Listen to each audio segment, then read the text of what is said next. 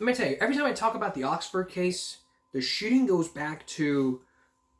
forward to Uvalde. Uvalde goes back to Oxford, and both boys, um, Nicholas and Ethan, are similar because they both pleaded guilty. But now there are new developments in this case.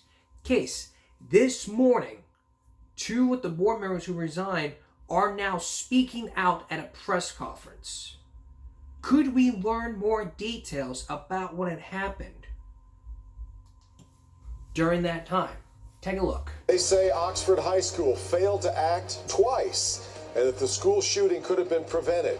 Two former board members saying they're blowing the whistle on school leadership and what specifically didn't happen in the days leading up to the tragedy. Those two former school board members say they left their posts out of frustration.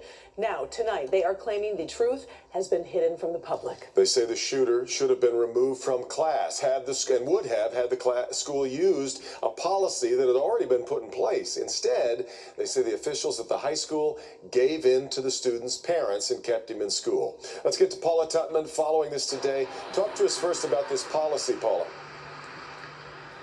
Okay, well, first of all, I want to remind you that we are 2 days from the first year anniversary from when those students ran to that mire to run for their lives from that school up there.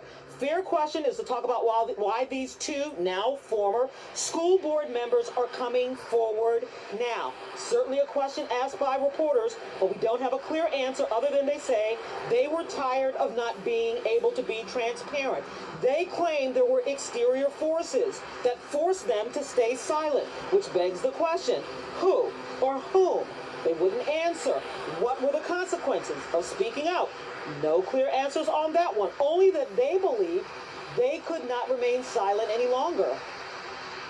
Recently resigned Oxford School Board members, former President Tom Donnelly and former Treasurer Corey Bailey say they are breaking what they call enforced silence over the district's handling of the school shooting November 30th of last year by confessed killer Ethan Crumbley. The board was even provided a report presentation from Secure Educational Consultants where they praised our team and said we have done a remarkable job in developing and executing the extremely comprehensive safety and security plans, and that Oxford Schools currently provides a very safe and secure environment for staff and students.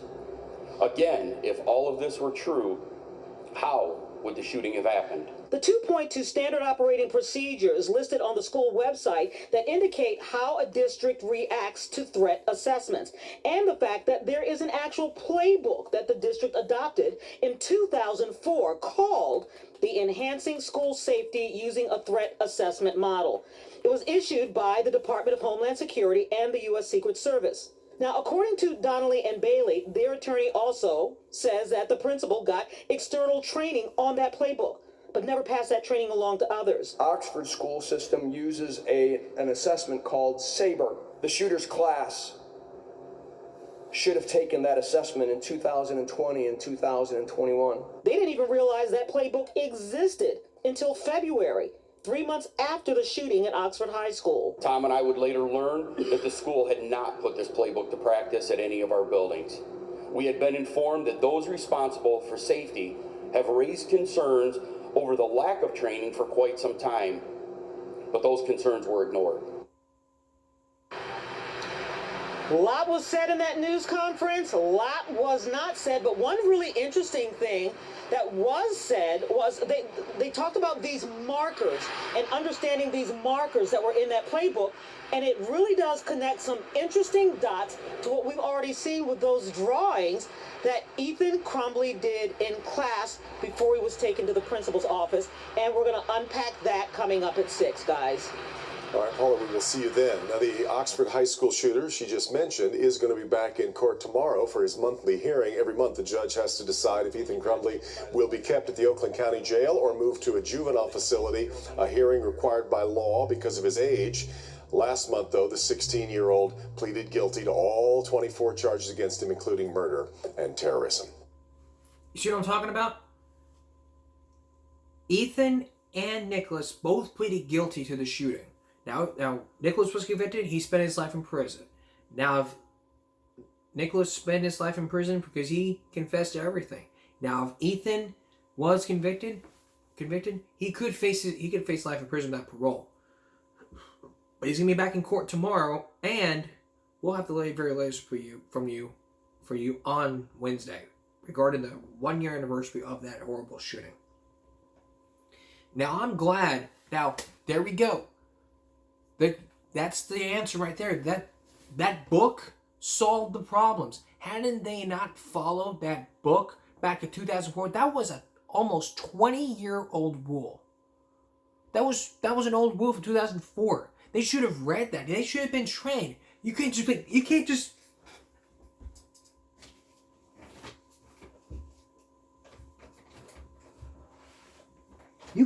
skim through it like the Polar Express.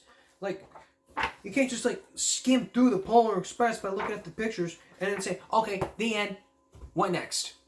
You can't skim through it like, again, the Polar Express. You can't skim through it like you skim through the fucking movie. Sorry. But that's the whole truth. Had they not followed that, there would not be lawsuits. Ethan would have been sent home. Not go through all this crap. This is hell. It makes me very angry and it pisses me off. I don't live in Oxford. Thank God I don't. But if I went over there, I would seriously screw them up. Real good. Real good. Well, more for you coming up on Give Me a Break Wednesday.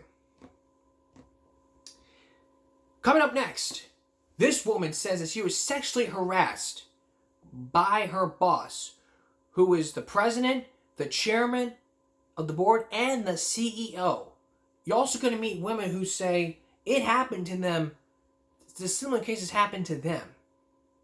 You'll hear all sides of the story. And then later, imagine as a father, you wanted to die because of your feeding tube. You're about to meet the kids in this story who say they don't want him to die. And they made a horrific decision to take him to court to have that feeding tube stay in there. So, stay with us. Welcome back. Sexual harassment. It may no longer be an issue happening in the workplace, but it always happens every workplace you go, whether it's an office, a fast food restaurant, wherever. But imagine you were being sexually harassed by someone that you've known for years. You're about to meet women who say you're about to meet one woman who says she was being sexually harassed. And you're going to meet a group of women who say it happened to them. But here's the key about this boss. He's the president, the chairman of the board, and the CEO. Tonight, how his secretary took him on. Here's Sarah James. There's just no comparison. It's like night and day. Yeah.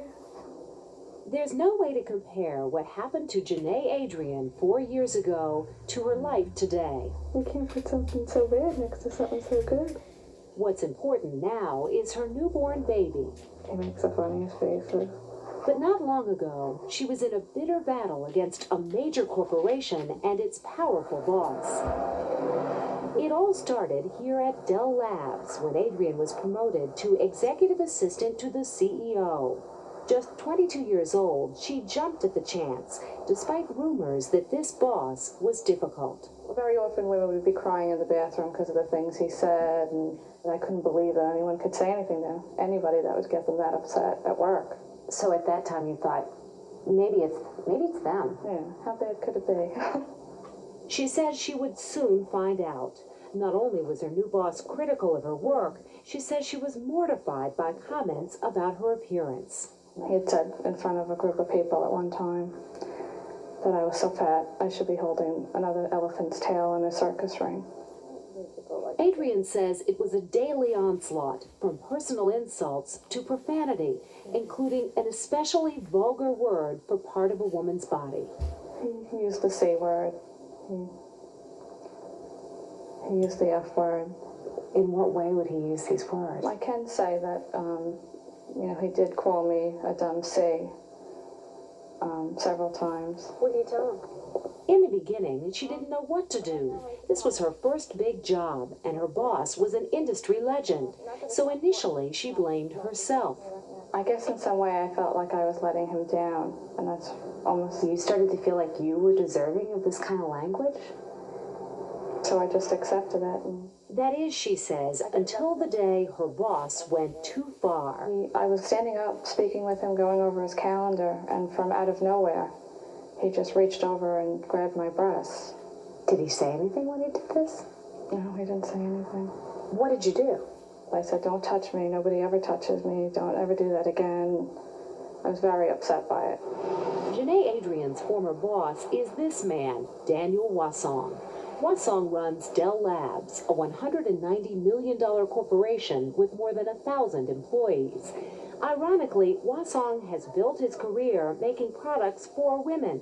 Among his success stories are Sally Hansen nail care products and Naturistics Cosmetics. Wasong is divorced and lives in a luxurious apartment here in the Carlisle Hotel in Manhattan, just one of his 3 homes, which include this bungalow in the Tony, Long Island community of Southampton and a winter getaway in this exclusive club in West Palm Beach. Wasong earned that lifestyle not only as the CEO of Dell, he's the president, the chairman of the board, and the company's largest stockholder. No one is more powerful. This was the CEO. Your boss was the boss. Where do you turn? There's nowhere to turn. I knew that. But that didn't mean that Janae Adrian had given up. After a year at Dell, the abuse had taken its toll, and she was ready to fight. I didn't know what I was going to do. I didn't know how. I didn't know when. I didn't even know if I could. I just knew I was going to do something. What she did was call lawyer after lawyer, only to be referred to what she considered the most unlikely ally of all, the Equal Employment Opportunity Commission. The EEOC, Clarence Thomas, no, that's wrong, that's backwards. All she knew about the EEOC was what she'd heard about its former chairman, Clarence Thomas. Like the rest of America, she'd watched him on television in his Supreme Court hearings, denying Anita Hill's allegations of sexual harassment. Thomas told me graphically of his own sexual prowess. It is a high-tech lynching. He's not here anymore. He's not here anymore. Gilbert Casellas is the current EEOC chairman. His office agreed to investigate the complaint. But did Janae Adrian have a case? Would the word of a 23-year-old secretary hold up next to the word of a respected CEO who had the resources of a multi-million-dollar corporation behind him? What Daniel Wasong was about to discover was that the young woman he had hired had resources of her own. You did your homework. Yes. In her final months at Dell, Adrian quietly assembled what she thought she needed to file a lawsuit against her boss. She kept records, copied Wasong's daybook. Right, I didn't want him to be able to say I was out of town that day. That couldn't happen. And she made notes, lots of notes, of every incident and every detail. This is in your own hand. Mr. Wasong often pulled his zipper down in front of me and would say, "Come here, I want to show you something." Or, "Come on, do what you're supposed to." I always walked away. Do you remember what that felt like? Yes, I do. You're feeling it right now.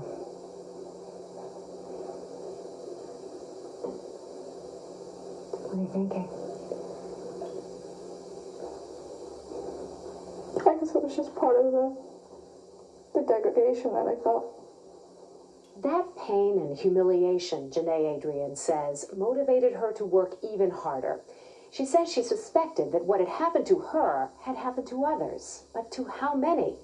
After dozens of telephone calls, her detective work would pay off. In the months to come, a steady stream of former Wasong employees would come forward. First, there was one, and then another, and another, and another, and another, and another, and another, and another, and another.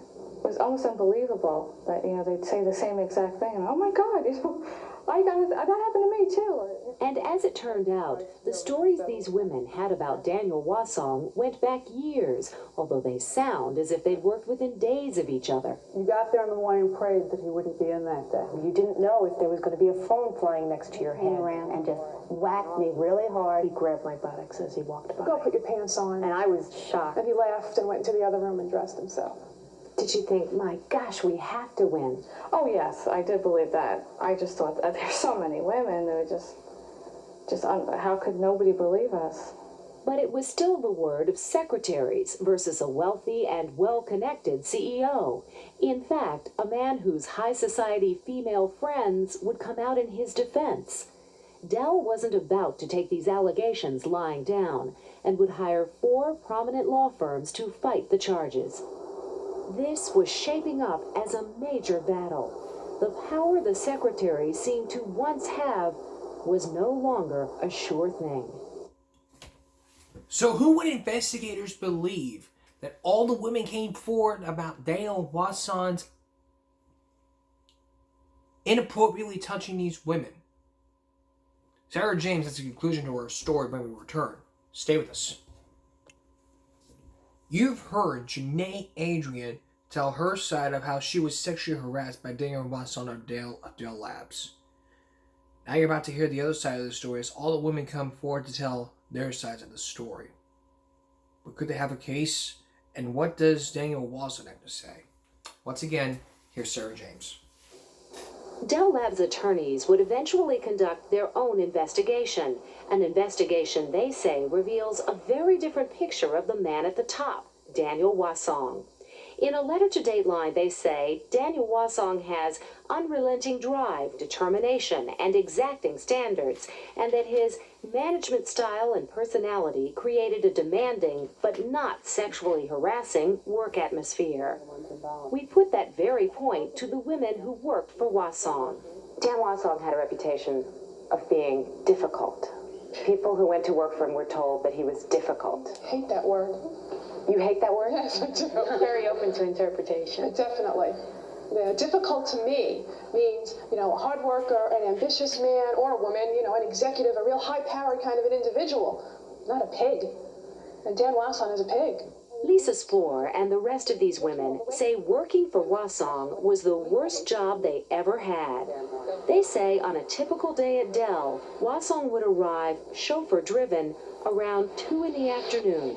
But he did start on the phone at like 8:30 every morning. That's when it started.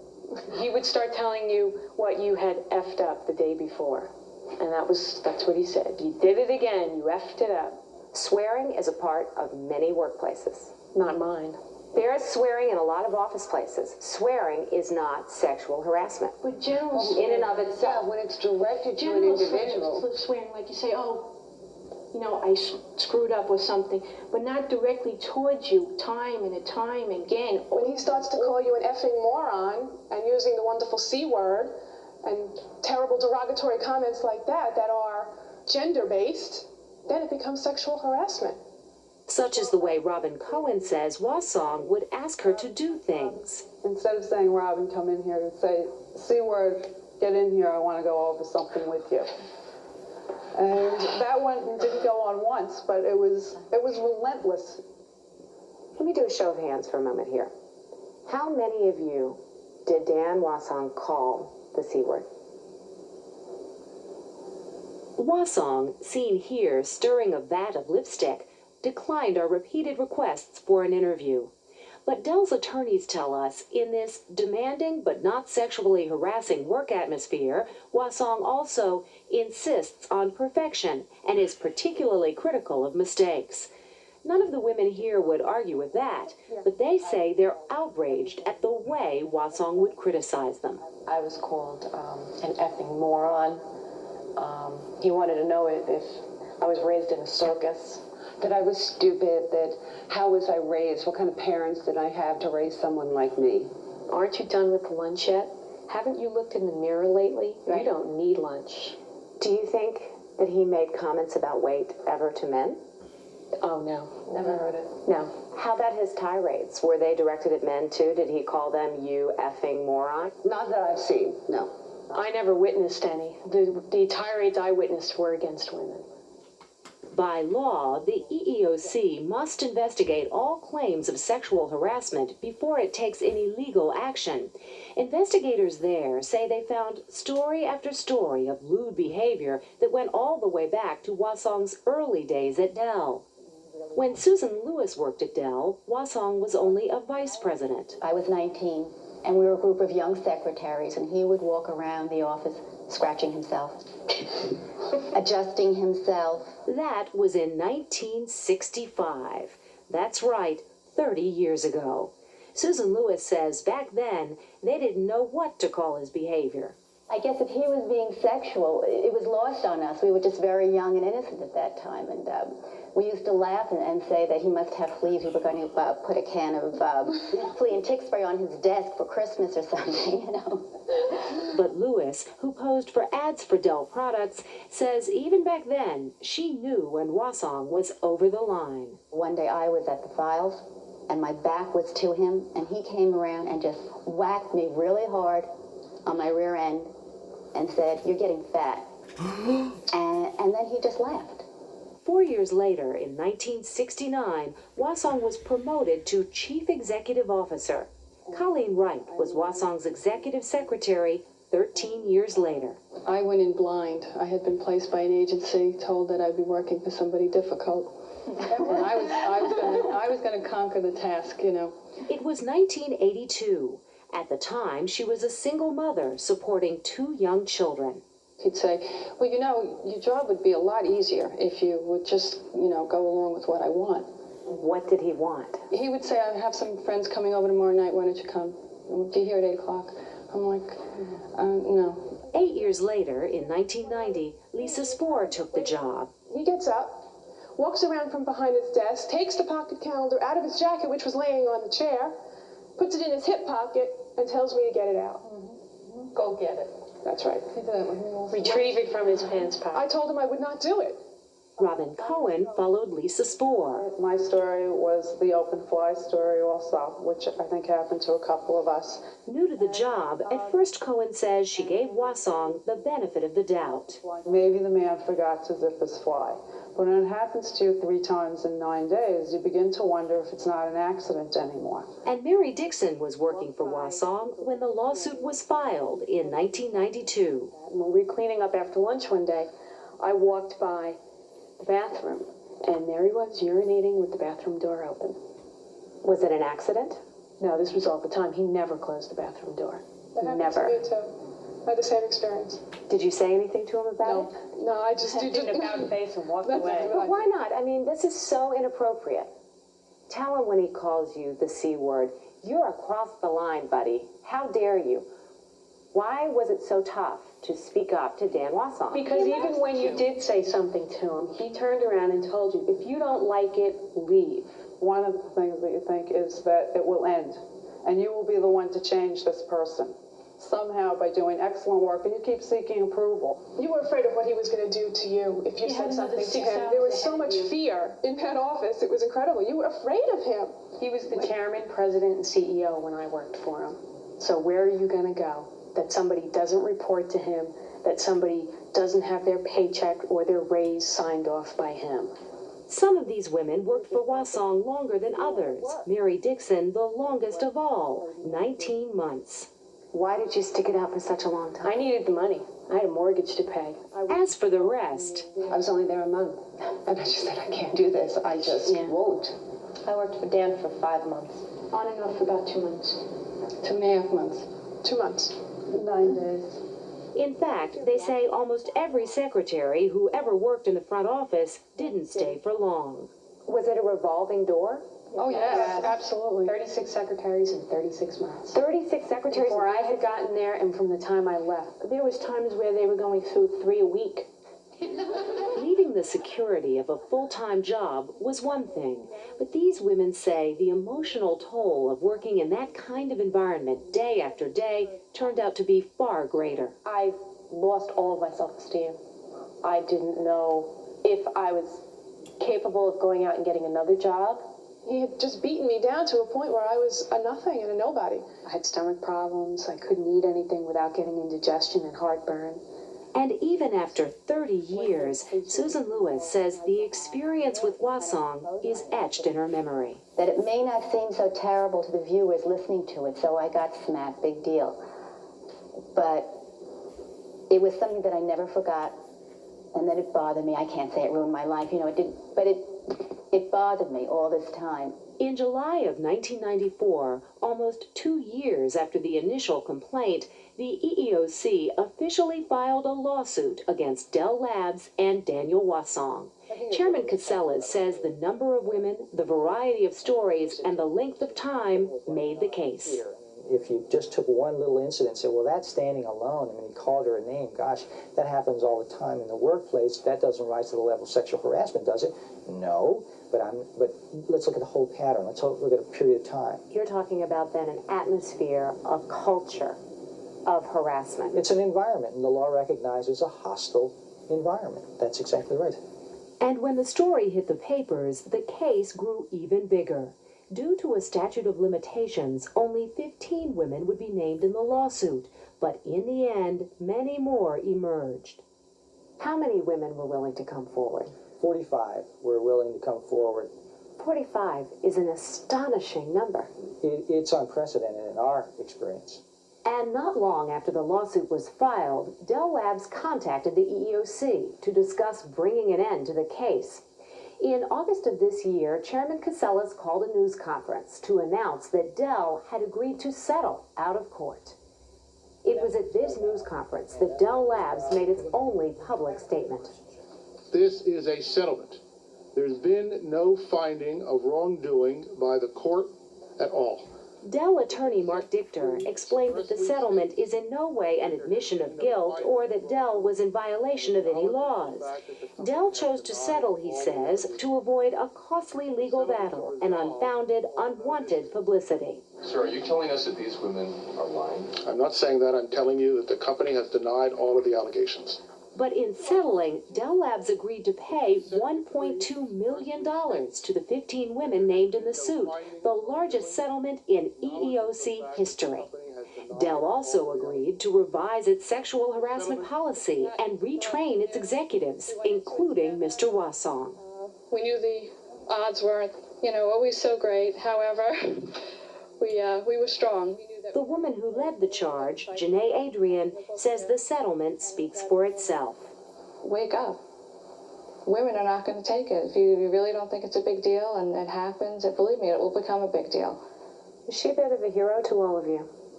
Yes, I think so, yes. She's pretty cool. And what about the man in the center of the lawsuit, Daniel Hwasong? Where is he today? Exactly where he's always been, heading to work, to the same job he's had for the past 26 years. Dan Hwasong is still the CEO. Yeah, he is. He still has his job. He should be removed. He should be removed. You feel strongly about that? Oh, sure. A person like this shouldn't have that kind of position. You produce products for women, and you treat women this way? This August, Dell's board of directors unanimously agreed with its attorneys that there had been no sexual harassment and that Hwasong should remain secretary. Now, I got a lot to say about this, but I'm going to hold that off. I'm going to hold it off when we come back. Coming up next, the Teflon suit. Actually, coming up next, imagine this case scenario. You have a feeding tube in you, and you decide that you want it out because of your drunk driving accident, but your family says, I don't want that happening. Whose life is it anyway? Stay with us. Imagine dying in a drunk accident and a food tube is inserted in you. Then you accidentally take off the food tube because of what happened. But your family does not want you to die. That's the case and what happened. You're about to meet this person who died in a drunk driving accident. His name is Robert. And you're also going to meet the people who say, he can't die. He has a lot to live for. Here's John Larson. Can you shake my hand? You ever had a dream, a nightmare where you couldn't move, you couldn't talk, you couldn't scream? We've all had the nightmare. Yeah. And he's living it right now. Yes, he is. He's in the nightmare. He is. Somewhere behind these eyes, Robert Wendland lived. Paralyzed, unable to communicate, he was trapped. While the people around him wondered, was Robert fighting to stay alive? I believe in my heart that he would want to live to see his children grow up. Or yearning to die? How would you feel being shut in a cage, screaming for help, and there's no one to answer? The story of Robert Wendland is either one of hope or horror. It is a story of what happens when a man fails to write down his last wishes and then must silently witness while others decide if his life is worth living. Robert and Rose had been married for almost 15 years and had 3 children, Katie, Carrie, and Robbie. He was great with the kids. I mean, he loved his children. His children were his life. At 40 years old, Robert was strong, handsome. He worked hard, selling engines for boats and trucks, and played hard. Robert was a heavy drinker. His descent into darkness began one night in September 3 years ago. He was driving home in his pickup truck around 10 p.m. when he steered up a ramp to get on the interstate and lost control. The truck skidded off the shoulder and rolled end over end. Robert was thrown from the truck. When police tested his blood for alcohol, it was more than twice the legal limit. When I saw him, he had a bolt in his head, and his head was real swollen, and he had tubes everywhere, and he was real dirty. Robert's wife, Rose, learned that Robert's brain had twisted in his skull and was seriously damaged. Robert was in a coma. I was scared. I didn't know if he was going to get better at that point. I just knew that I had to try. In the first few days after the accident, a respirator kept Robert breathing. After about 4 days, they took him off the respirator, and he just kind of like flatlined right away. And that scared me, and they asked me at that time, do they want for me to put him back on? And it was like, yes, give him more time. It's just going to take more time. Doctors waited several hours, and as they tried to remove the respirator one more time, Rose prayed. God, I says, we're going to try one more time, and if it lasts, that is a sign. That is a sign that we're going to keep trying. If it doesn't make it, then we'll just let him go. But if it makes it, that's a sign. And he made it. Robert was alive, but unconscious, unresponsive. He was beginning a struggle for survival that would surprise doctors, challenge lawyers, and bitterly divide his family.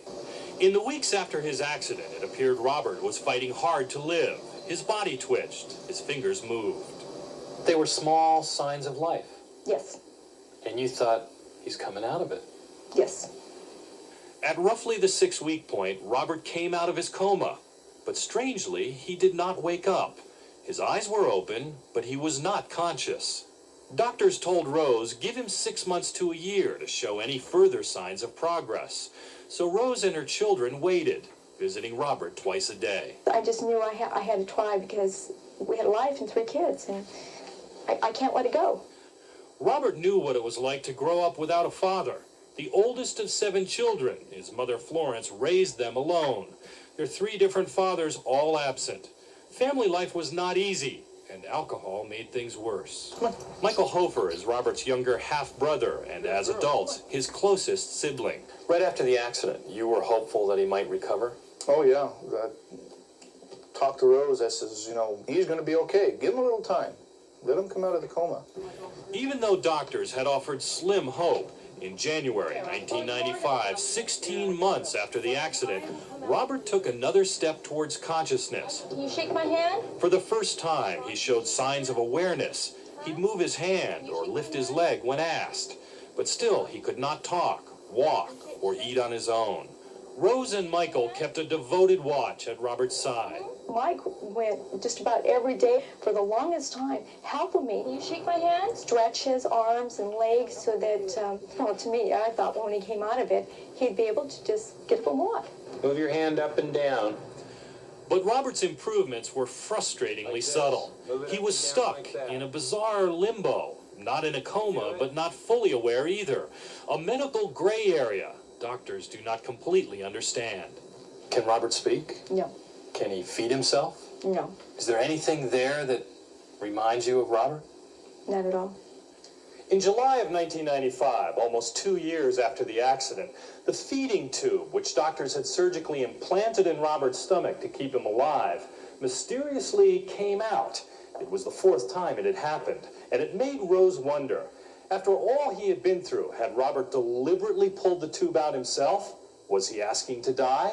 When Robert pulled out the feeding tube for the 4th time, or the feeding tube came out, or however you want to, it's gone.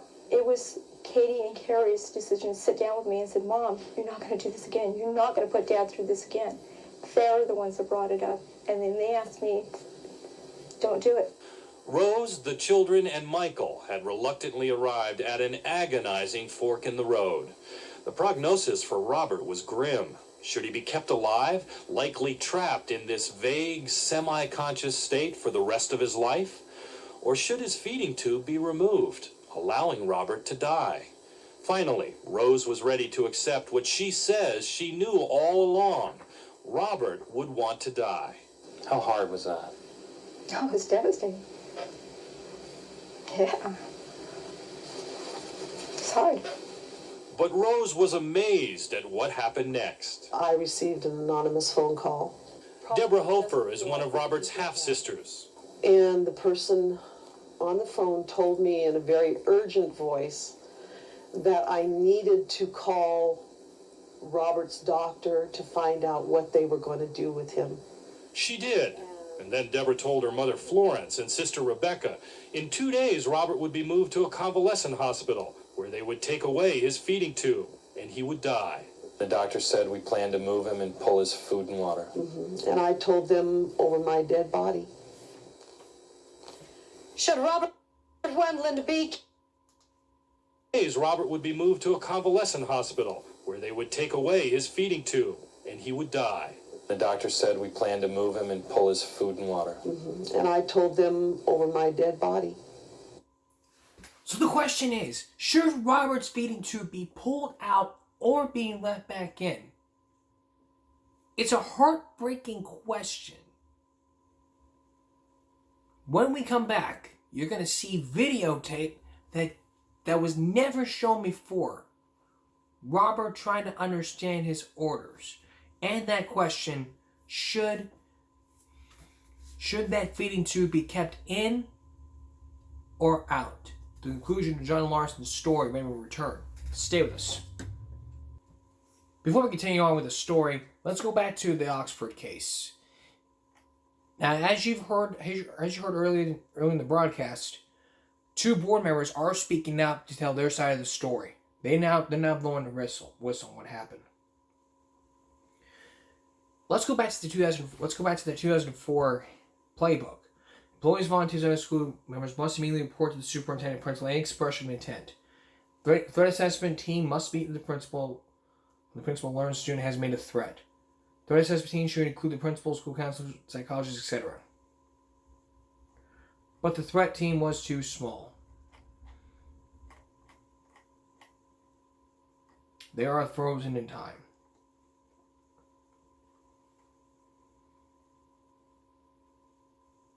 But the school officials met with Ethan Crumley after his violent drawing discovered by a math teacher.